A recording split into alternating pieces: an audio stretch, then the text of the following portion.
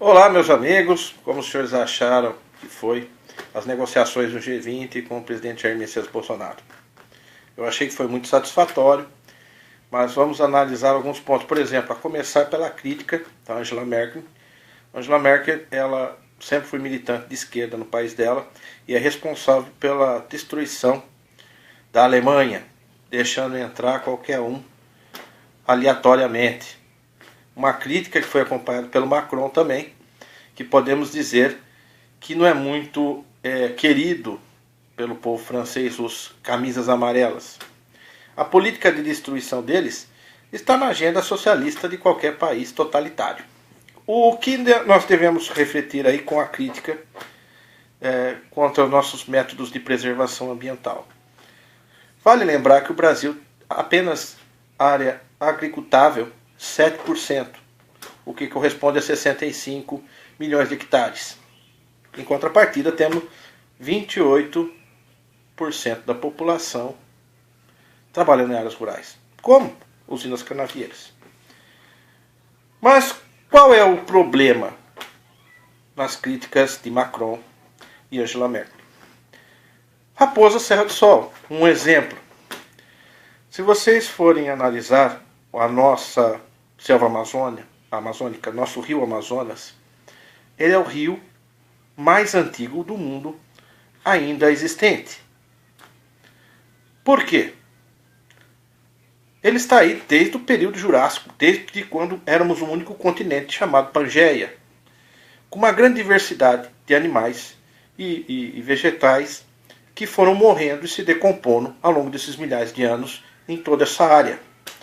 Na verdade, o petróleo, que deu origem através desses fósseis, que era extraído da Venezuela, uma área bem profunda, ele se torna muito mais fácil de ser retirado na região indígena Raposa Serra do Sol, em Roraima. Os petistas fizeram um plano muito bem elaborado. Isso não é tanto coisa do Lula, mas do José Dirceu, em 2009, com a criação da Força Nacional e a expulsão dos agricultores. Acredita-se que a boca da garrafa da maior reserva de petróleo do mundo, maior até do que a do Oriente Médio, esteja naquela região. O que os esquerdistas vão tentar fazer assim que essas áreas forem exploradas? Apelar para a destruição do meio ambiente. Mas segundo a NASA, nós temos 60% de área de preservação. O Pantanal do Mato Grosso, que é usado para a criação de gado de corte, por exemplo, ainda é uma área preservada. Amazônia.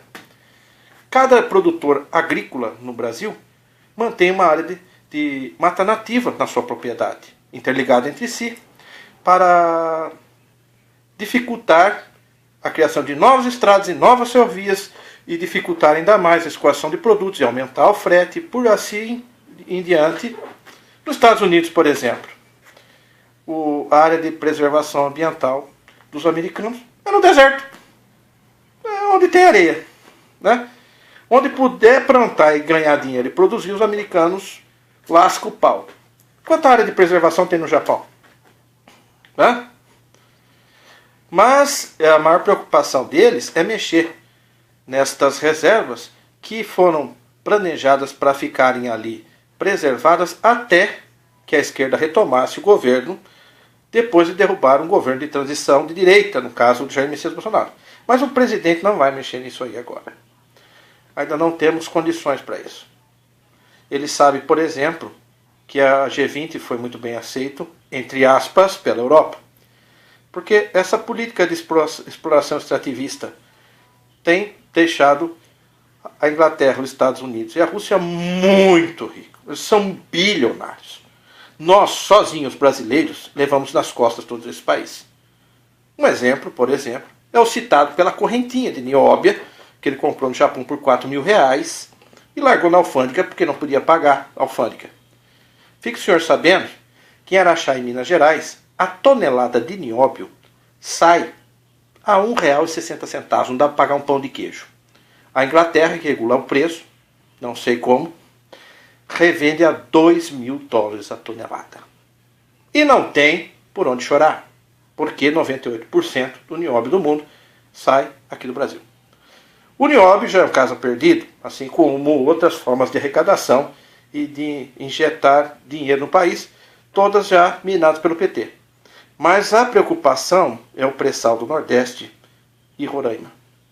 Você imagine aí, meu amigo, são milhões e milhões de anos intocados.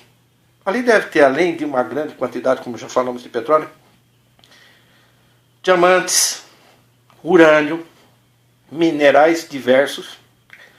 E tudo isso daí, as grandes potências estão de olho para continuar a mantê-los estáveis enquanto nós ficamos aqui padecendo e mendigando, passando fome e sendo escravizados como país colônia. Tudo isso daí tem que mudar nos próximos anos. Mas não é você sendo babaca, dizendo que tem que ficar quieto, que você não pode falar, onde já se viu. Eu penso que todos os brasileiros têm que se manifestar. Porque tem uma regra que diz que o choro é livre. E está na hora de nós chorarmos. Todo mundo chora na hora que morre, mas também chora quando vê que vai cair do prédio. Não a hora que bate no chão como venezuelano. Você tem que ser um pouquinho mais ativo e atentar para situações lógicas, para que você não seja refém desses bandos de vagabundos que é chamado Centrão e que ainda continua mandando no país através do Congresso do Senado.